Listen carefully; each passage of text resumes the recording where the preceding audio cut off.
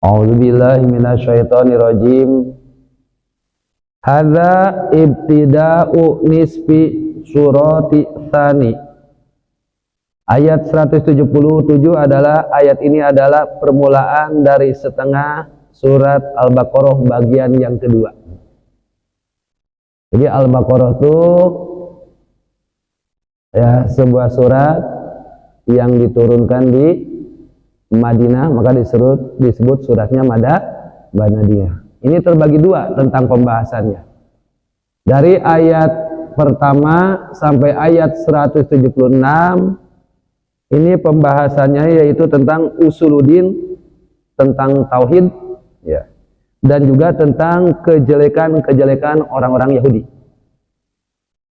Nah, nanti dari ayat 177 sampai ayat terakhir itu ngebahas tentang hukum-hukum agama.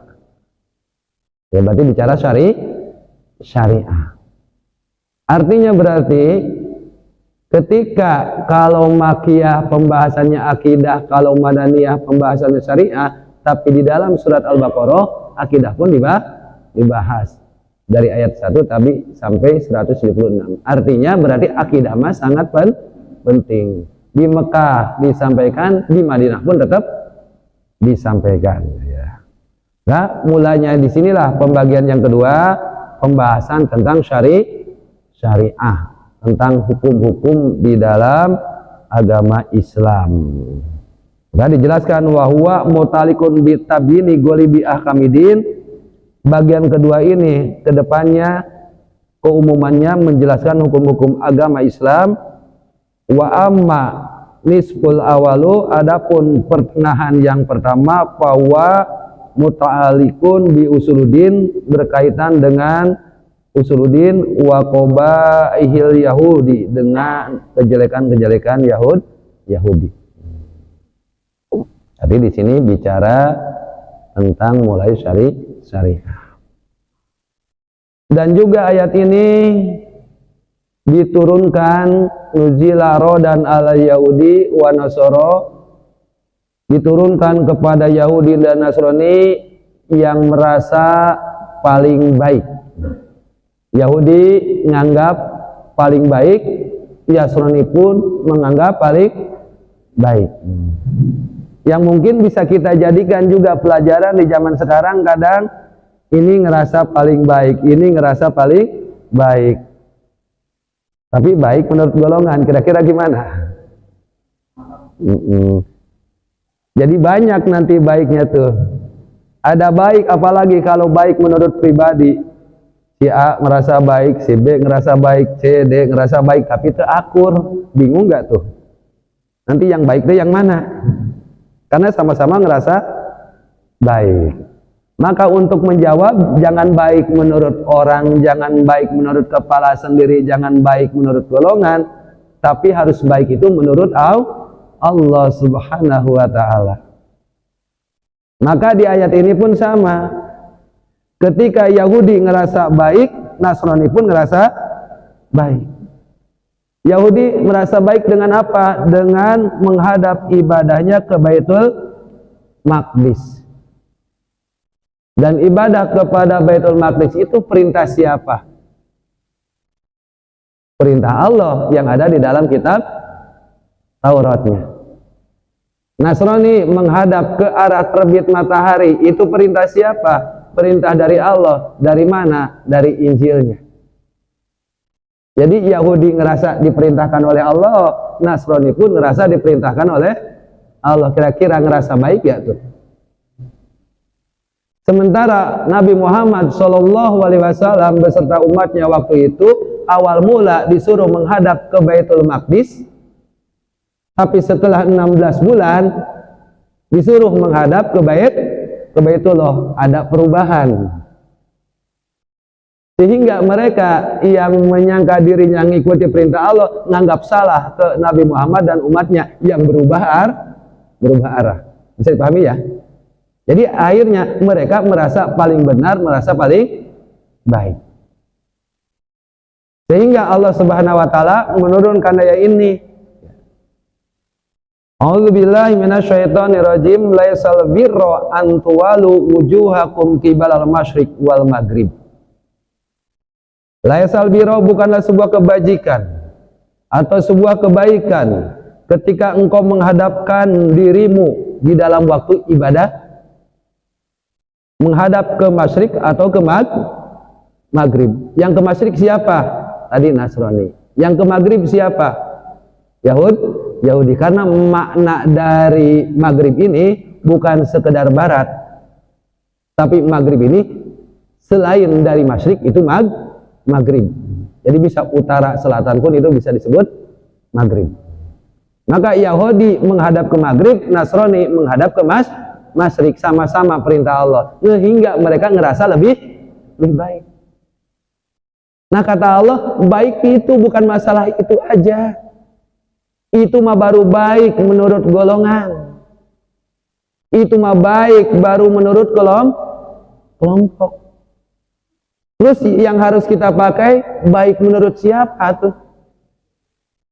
Yang kita pakai harus baik menurut Allah Subhanahu wa ta'ala. Maka Allah menjelaskan baik menurut Allah itu seperti ini. Walakinal birra, tetapinya yang namanya baik. Satu, man amana billahi wal yaumil akhiri wal malaikati wal kitabi wan nabiyyin. Satu poin. Ini pembahasan tentang keimanan, tentang akid. Oh berarti baik menurut Allah mas satu dari sisi akidahnya. Kalau tadi kan sekedar dari sisi ibadahnya. Nasrani menghadap ke masyrik dari sisi ibadah. Yahudi menghadap ke maghrib pun dari sisi ibadah. Tapi kata Allah baik mah bukan dari satu sisi doang, harus dari 3 poin, 3 sisi. Satu sisi dari akidah atau keimanan, dari lafaz amana billahi sampai wa nabiyyin. Yang kedua dari sisi mana lagi baik menurut Allah tuh? Dari kalimat wa atal mala ala hubihi zawil kurba wal yatama wal masakina wabna sabili wasailina wa firiqab wa aqama sholah wa ataz zakat. Nah, sampai kalimat itu ternyata itu adalah pembahasan tentang syariat. Jadi baik menurut Allah berarti satu, lihat sisi akidahnya, yang kedua lihat sisi syariahnya. Jangan akidahnya saja ngerasa baik teh tapi syariahnya jelek, atau syariahnya saja bagus teh hari akidahnya rusak. Jadi kalau dari satu sisi bagus yang lainnya jelek, belum tentu disebut baik menurut Allah Subhanahu wa ta'ala. Kalau baik menurut golongan bisa terjadi itu baik menurut golongan atau seseorang. Tapi baik menurut Allah beberapa poin yang harus kita perhatikan. Bahkan nanti setelah kita uraikan ayat ini, kita udah termasuk baik ya menurut Allah. Khawatir baru aku-akuan, baru ngerasa baik menurut sendiri, itu yang bahayanya. Poin yang ketiganya nih, baik menurut Allah itu adalah al-mufuna bi ahdihim idza ahadu, yaitu menepati janji ketika kita berjanji. Baik janji kepada Allah ataupun janji kepada manusia.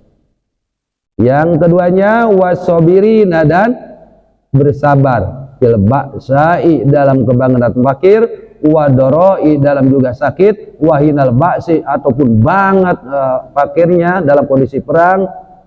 Ulaika, mereka itulah alladzina sodaku, mereka itulah orang yang membenarkan keimanan, wa ulaika humul muttaqun, mereka lah yang sebenar-benarnya bertakwa. Artinya poin yang ketiga, 2 poin, yaitu menepati janji dan sabar, itu adalah ciri akhlak. Ya, akhlak. Berarti kalau kita gabungkan dari awal sampai akhir, bahwa baik menurut Allah teh harus kumpul 3 poin. 1, baik dari sisi akidah. 2, baik dari sisi syariahnya.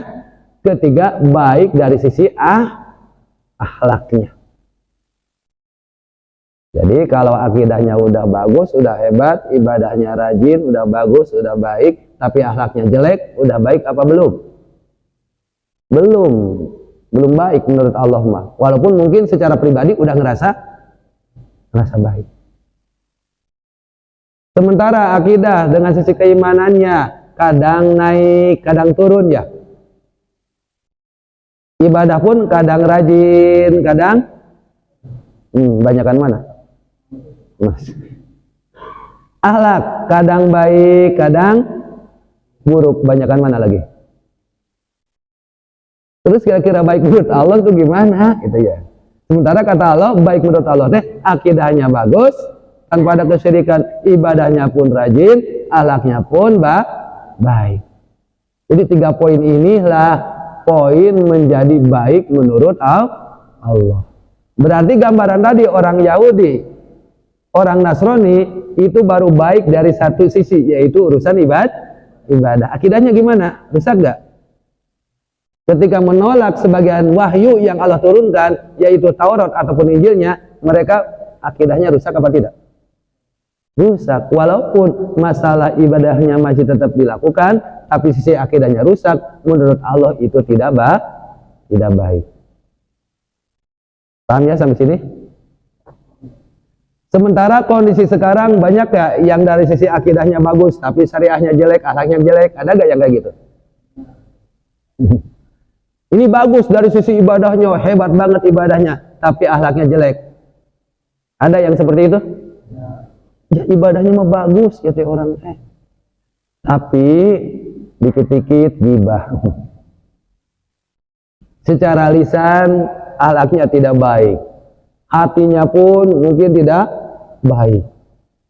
Ini belum baik menurut Allah Subhanahu wa ta'ala.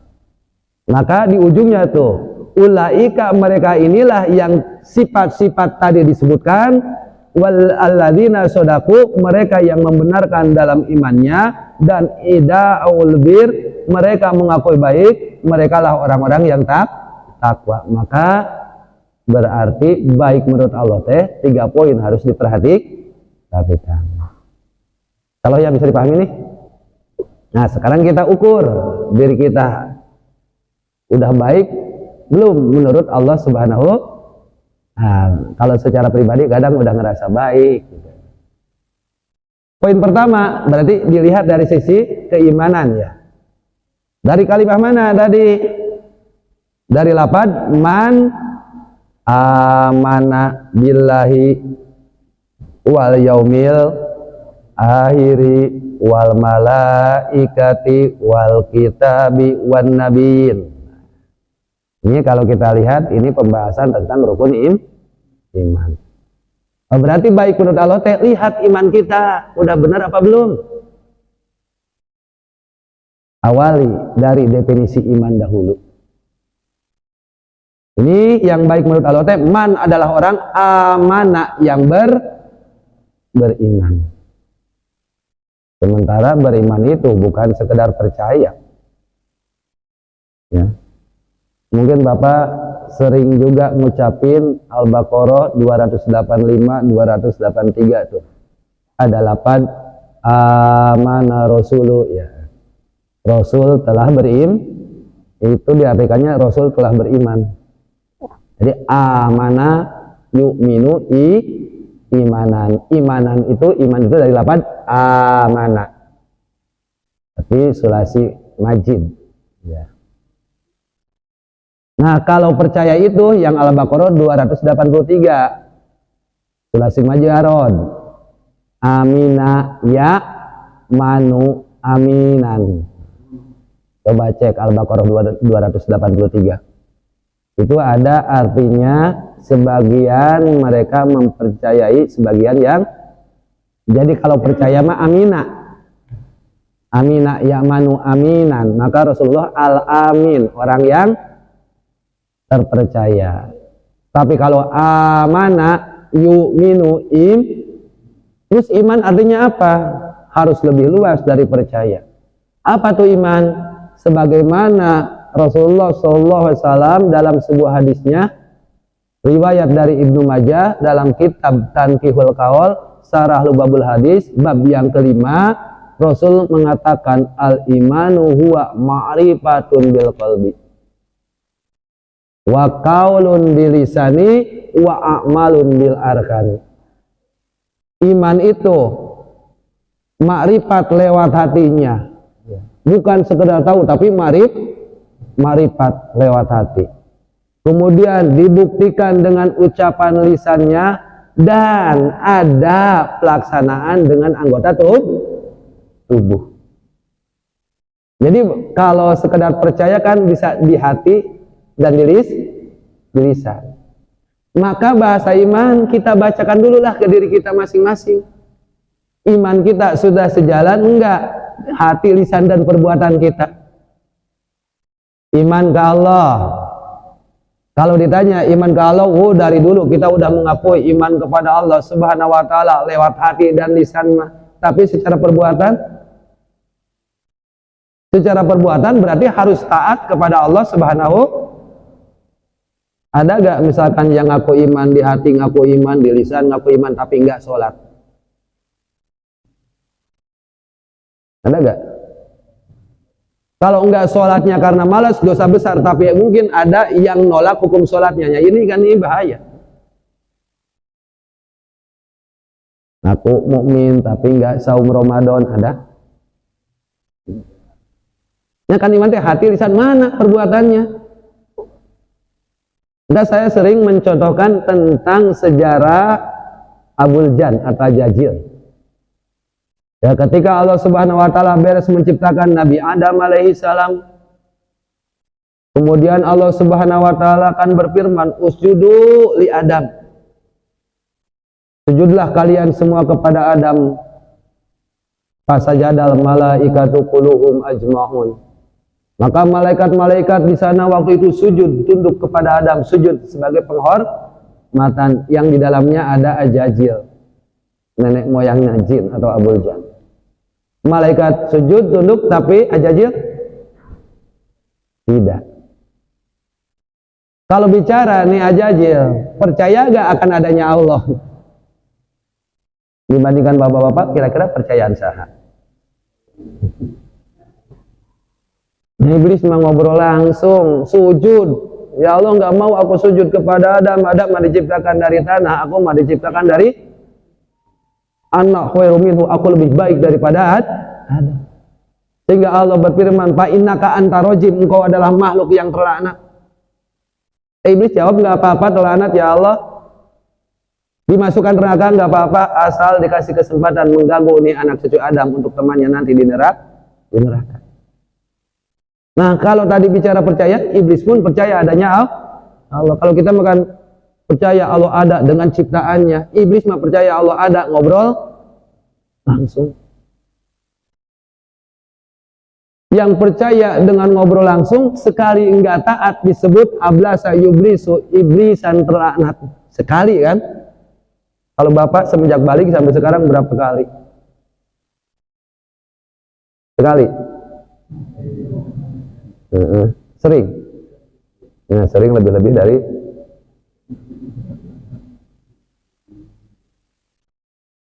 itu contohnya. Jadi iman tuh maka bacakan ke kita. Ya.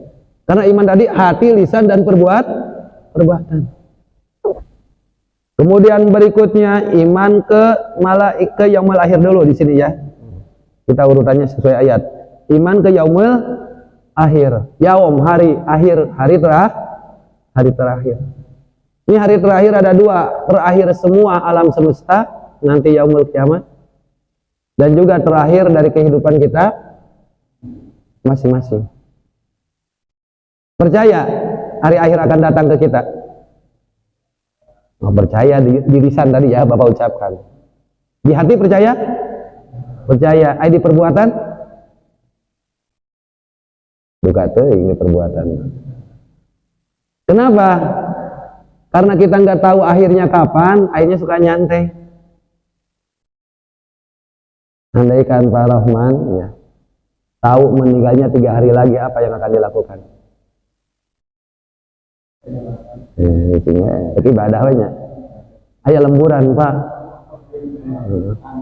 Gambar Soekarno 11. Biarin ya. Terus yakin nggak kematian bisa datang kapanpun? Malam ini bisa datang, besok bisa datang. Jadi boro-boro 3 hari, malam ini pun bisa. Tapi mun pagawean ngusuk, mada bohong. Gue yakin, tapi ngusuk. Kan bisa datang kapanpun. Jadi secara perbuatan mana? Maka dicontohkan oleh iblis. Iblis mah yakin kiamat bakal datang teh, buktinya mengganggu anak cucu. Itu sebagai bukti kiamat bakal datang teh. Kita mah bukti kematian akan datang. Apa? Ngurusin dunia. Sedikit ibadah. Harusnya ketika yakin kematian akan datang kapanpun, harusnya memperbanyak ibadah. Bisa dipahami ya? Maka tadi sekali lagi, iman secara perbuatannya, hati, lisan, insya Allah dari kecil kita sudah mengakui iman ke Allah, iman ke yaumul akhir. Tapi secara perbuatannya gimana? Sekali lagi, kita nggak perlu bacakan ke orang lain, bacakan ke diri kita. Kita hari-hari ini ngisi dengan memperbanyak ibadah atau tidak? Andaikan kita besok meninggal, bagaimana yang kita lakukan? Akan memperbanyak ibadah. Kok kenapa nggak memperbanyak ibadah? Seolah-olah badan masih sehat, usia masih muda. Padahal bayi yang meninggal pun banyak, yang meninggal tanpa sakit pun banyak. Ya berarti kita pun bisa datang kapanpun. Bisa saja subuh-subuh teh udah ada wa inna lillahi wa inna ilaihi rajiun. Telah berpulang ke lanatullah, ke rahmatullah. Ada iya mah ibadah enggak, apa enggaknya lanatullah lain rahmatullah. Tempat pulang kan 2, rahmat dan Yang ketiga, man amana billahi wal yaumil akhir wal malaikat. Iman ke malaikat. Nah, masukkan lagi ke definisi iman. Iman ke malaikat di hati yakin insya Allah mengimani. Di lisan pun kita merasa, tapi secara perbuatan kan harus ada perbuatannya. Tasdik, ikrar, amal kan? Secara amalnya bagaimana ini iman ke malaikat? Bukan sekedar ketika iman ke malaikat bi'anahum ibadun mukarramuna, mereka adalah hamba-hamba yang dimuliakan. Ajsamu nuroniyatun, jadi jisimnya dari cahaya, la yusifuna bidzukuriyatin wal unsiyah, tidak disifati laki-laki dan perempuan, walayasumuna Allah ma'amrahum, dan tidak pernah menentang perintah Allah, wa yaf'aluna ma yu'marun, dan selalu menjalankan perintah yang Allah perintahkan. Bukan gitu doang. Enggak cukup dengan Bapak hafal Jibril, Mikail, Israfil, Ijrail, Munkar, wa Nakir, Raqib, Atid, Malik. Dengan tugasnya enggak cukup. Tapi bagaimana harus ada bukti perbuatan? Maka kita pahami ayat-ayat yang ngebahas tentang malaikat. Misalkan contoh di dalam surat Ar-Ra'd ayat 11, malaikat ada di depan dan di belakang. Yakin enggak? Yakin dah ayat Qur'annya ada. Di dalam surat Qaf surat 50 ayat 17, malaikat di samping kiri dan di samping. Jadi kalau digabungkan berarti malaikat ada di 4 arah, depan, belakang, kiri. Iman. Nah, karek percaya. Kenapa? Iman mah harus ada perbuatan. Jadi kalau kita meyakini 4 arah ini ada malaikat, perbuatan kita akan menjadi lebih baik. Pasti gak akan lebih baik. Kalau benar-benar kita iman ke malaikat, di 4 arah ada tadi malaikat, kita akan semakin taat, akan semakin meninggalkan maksiat. Ya buktinya aja dulu lah. Jangan yang goib kan, malaikat mah goib ya. Kita contohkan, umpamakan di 4 arah adalah ada orang-orang yang kita hormati. Kalau kita selalu dikelilingi di 4 arah orang-orang yang kita hormati, mau gak maksiat? ada orang tua kita, ibu kita, bapak kita, ayah mertua, namanya mertuana tokoh agama deh gitu. Kira-kira subuh kasiangan ge malu moal sih. Ini enggak sholatnya, misalkan tidak meninggalkan sholatnya, tapi kesiangannya saja kadang malu gak? Malu kalau di hadapan lamun di hadapan malaikat malu tuh. Nah, dikemanain tuh malaikatnya? Oh, maka tadi iman secara amalnya. Kalau di hati di lisan insya Allah lah udah, tapi secara perbuatannya. Jangan sampai ketika dikelilingi oleh 4 orang yang kita hormati, ada tempat maksiat kita nggak berani diajak pun. Ada teman ngajak, yuk ada diskotik, yuk kita ke sana, bentar aja, biar saya yang traktir. Udah yang penting mau aja. Ayah mertua mah paling ngeliatin mertua gitu ya. Tapi ketika sendirian kadang ke bawah enggak?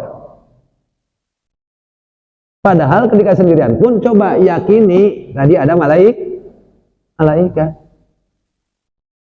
Bapak-bapak kerja di perusahaan, ada bos bapak rajin gak tuh? Rajin. Bosnya nggak ada tapi CCTV ada, masih rajin? Bos nggak ada, CCTV nggak ada, malam-malam hujan sare aman gitu. Ini kita hidup, Allah maha tahu, wakil-wakil Allahnya ada, malaikatnya ada, berarti ketika sendirian pun tetap ada yang melihat, tapi banyak gak yang lupa dan lalai. Maka coba tadi bacakan ke diri kita, iman ke malaikatnya kadang naik turun apa enggak nih? Iman ke malaikatnya naik turun enggak? Terus banyakan mana naik dan turunnya?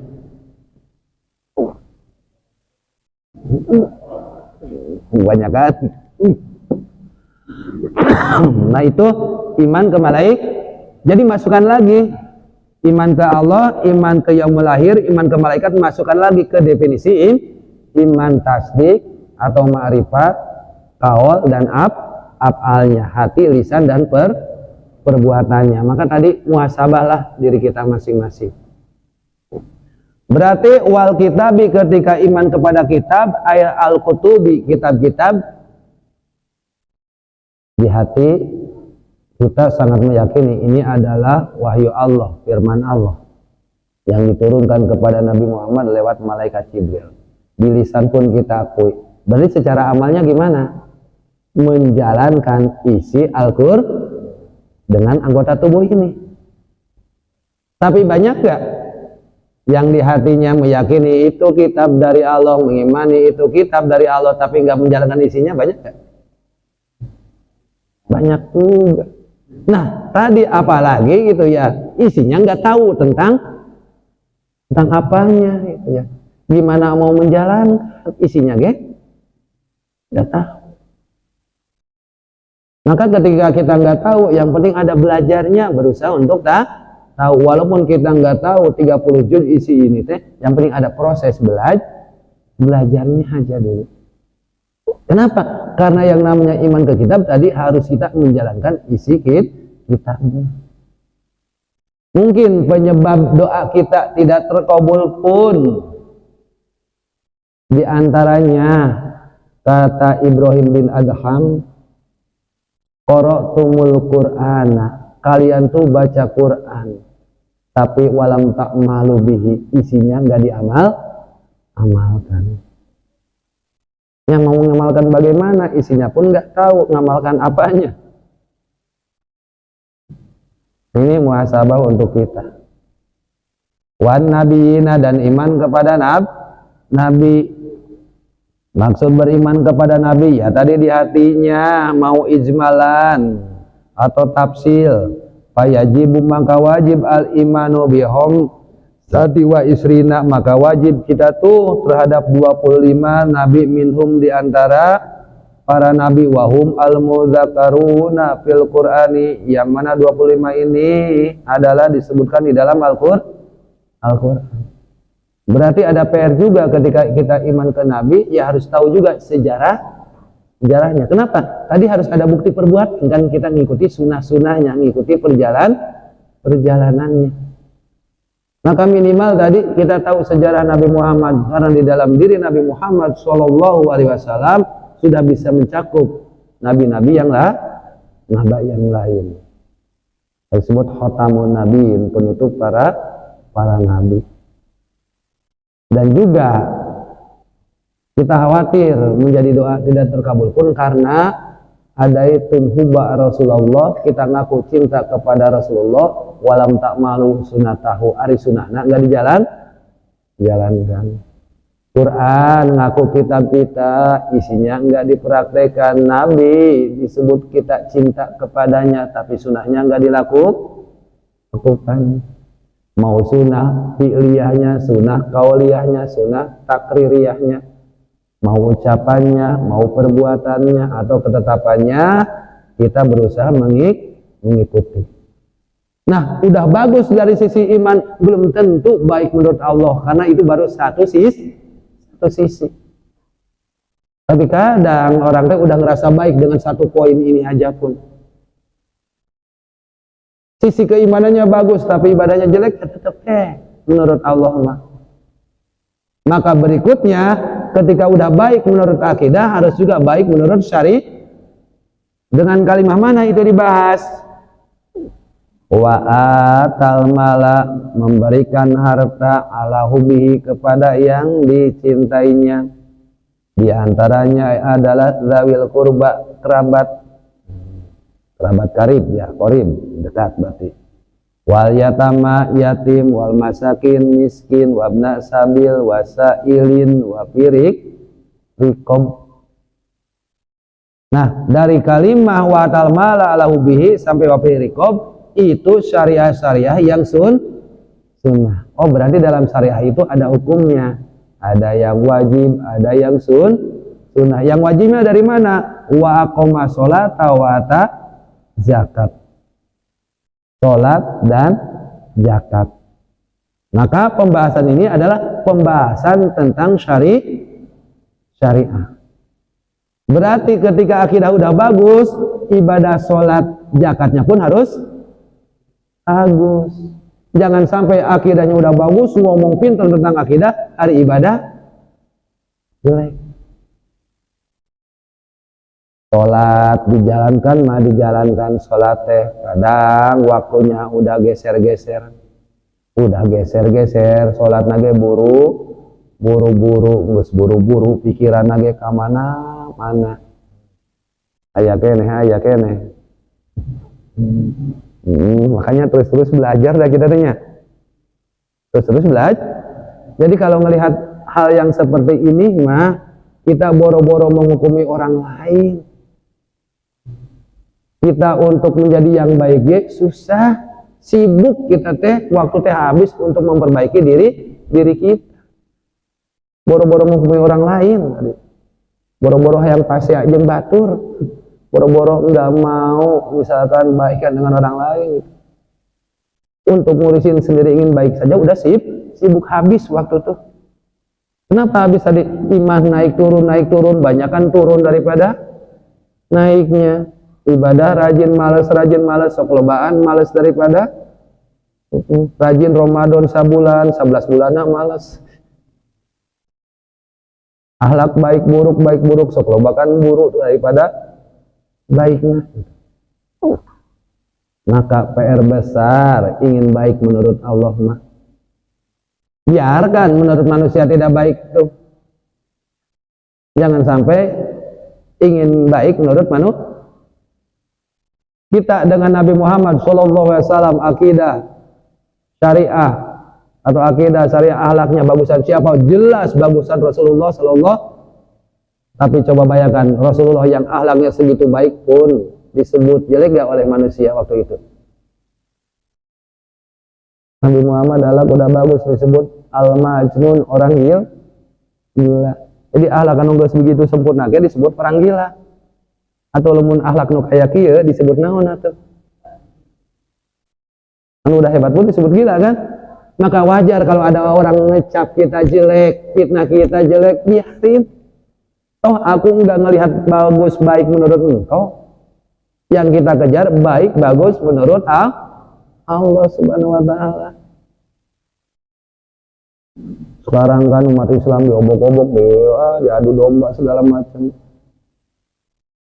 Kenapa bisa terjadi seperti ini? Karena awalnya ngejelek-jelekin. Nabi Muhammad dulu dijelek-jelekin, emang dibayar dengan kejelekan? Rasulullah ketika Yahudi yang buta yang ngejelekan Rasulullah Shallallahu Alaihi Wasallam, bagaimana sikap Rasul? Malah nyuapin. Ya sekarang kalau kita difitnah oleh orang, dicaci maki oleh orang, ya wajar lah, mungkin jelek man kita mah, mungkin emang nggak baik Allah kita mah. Soalnya ketika baik bagus pun orang mah bisa saja nyebut jelek, tapi coba balas kebaikan. Nggak bisa nggak? Kayak tadi Rasulullah dicaci dimaki tapi nyuapin. Nah, warga kondang harus bisa ya. Bisa kan? Nah, bisa lah. Kalau mau jamaah mah harus bisa. Ini disuapin pakai cyanida wes aetik. Jangan. Nah itu contoh ya, contoh. Jadi harus baik semuanya. Maka setelah baik menurut akidah, ilmu yang pelajari kita awalnya memang akidah, berikutnya kita perbaiki masalah ibadah. Kalau awal mah mungkin secara akidah, fa'lam anahu la ilaha fa'lam. Ilam itu kan perintah dari lapan ilmu kan. Alima ya'lamu ilman. Ilmu itu kan ilman. Fahuwa alimun, orangnya alim. Terus perintahnya i'lam. Berarti ilam teh carilah ilmu atau ketahuilah. Berarti ketahuilah yang tidak tahu supaya menjadi tahu. Tentang apa yang pertama? Tadi annahu la ilaha illallah. Atau secara kitab tauhid, awal wajibin alal insani ma'rifatun ilahi bisdiqoni. Awal kewajiban bagi manusia ma'rifat kepada Allah dan dalilnya bisa. Ilmu tauhid kita pelajari. Supaya apa? Baik menurut Allah, imannya kita perbaiki. Setelah itu, yaitu ilmu syariah, tata cara ibadah. Karena Rasul mengatakan, man amila amalan falaisa amruna fahuwa raddun. Jadi amalnya bisa saja tertolak, maka perlu juga pakai ilmu sholat tuh. Jadi ilmu yang kita pelajari, ilmu yang pertama landasan iman, yang kedua ilmu tentang landasan amal kita. Iman kita pakai ilmu, amal kita pun pakai ilmu. Jadi ngajinya jelas, bukan sekedar yang penting lucu gitu ya. Yang penting lucu mah teu kudu ngaji. Ngeswe stand up komedi panggilnya gitu. Kalau ngaji udah jelas kan apa yang harus kita pelajari, ilmu apa yang harus kita dapat. Satu tentang keimanan, yang kedua tentang amal soleh. Nah ketiganya, kalau dua poin udah baik pun, akidah bagus, ibadahnya bagus, yang ketiganya harus bagus tuh adalah al-mufuna, yaitu menepati janji bi'adim dengan janjinya iza ahadu, ketika mereka berjanji. Jadi menepati janji ini gambaran akhlak atau ihsan kita. Jadi akidah, syariah, akhlak, tiga-tiganya ternyata harus bagus. Cuma memang di sini disebutkan sebagian akidahnya sebagian, ibadahnya sebagian, disebutkannya akhlaknya pun sebagian. Yang penting poin dasarnya akidah, syariah, akhlak harus bagus. Baru itu bagus menurut Allah Subhanahu wa taala. Cuma yang sebagian ini diambil yang besar-besarnya. Akhlak diambil contoh yang besar, yaitu menepati janji dan sabar. Ini akhlak yang fundamental. Tadi sholat dan zakat itu pun yang pokoknya. Sholat ibadah lewat jiwa kita, zakat ibadah lewat akhlak kita. Yang berikutnya tugas kita, kalaupun akidah udah bagus, ibadah udah rajin, PR berikutnya berarti akhlak pun harus diperbaiki. Bahkan Rasul pun diutus untuk apa? Menyempurnakan Akhlak innama bu'istu liutami makarimal akhlak. Sesungguhnya aku diutus itu adalah untuk menyempurnakan akhlak. Di akhlak. Bahkan kalau diumpamakan sebuah pepohonan mah, akidah adalah akarnya, syariah adalah batang pohonnya, akhlak adalah buahnya. Ada 3 poin kan? Terus kalau bapak di depan rumah nanam tanaman mangga, misalkan jambu, misalkan nggak berbuah-buah, gimana? Warde ya gitu. Kan ngejar sampai berbuah. Berarti kita pun dari akidah yang bagus, ibadah yang rajin, harus berujung akhlak yang baik. Tapi banyak gak coba kejadian secara kauniyah di sekitar kita, akidah udah ngerasa bagus, ibadahnya pun hebat, pas masalah akhlaknya bagus belum tuh menurut Allah? Gak belum, tapi secara pribadinya kadang udah merasa baik. Di sini ya poinnya, jangan ngaku tadi baik. Alat ukurnya apa? Kalau alat ukurnya golongan bisa saja baik itu banyak. Setiap golongan beda-beda te'alakur, di tiap golongan terus semuanya ngerasa baik. Repot tuh, yang baiknya yang mana sebenarnya? Kenapa nggak akur? Karena alat baik buruknya beda. Apalagi kalau udah alat ukur baik buruknya itu kepala masing-masing. Jadi semua ngerasa baik. Dan itu kalau kita perhatikan di sosmed manggis muncul tuh. Kayak masalah komen ngerasa ahli fatwa semua. Ya. Kalau di sosial media juga ahli fatwa gitu. Merasa udah bagus, baik, saling menjelekan. Udahlah kita mah muhasabah. Jangan ngerasa. Tinggal kita cerminkan saja dengan ketentuan yang Allah telah berikan. Dari sisi akidah kita udah bagus apa belum, tadi dengan definisi iman secara perbuatannya gimana, secara ibadahnya seperti apa gitu. Rasul yang sudah sholat malam sampai bengkak-bengkak pun tetap disebut jelek. Yang saumnya terus menerus, yang lisannya selalu keluar ayat Quran. Terus Rasul peperangan ikut. Kita ibadahnya boro-boro dengan Rasul, dengan sahabat pun jauh.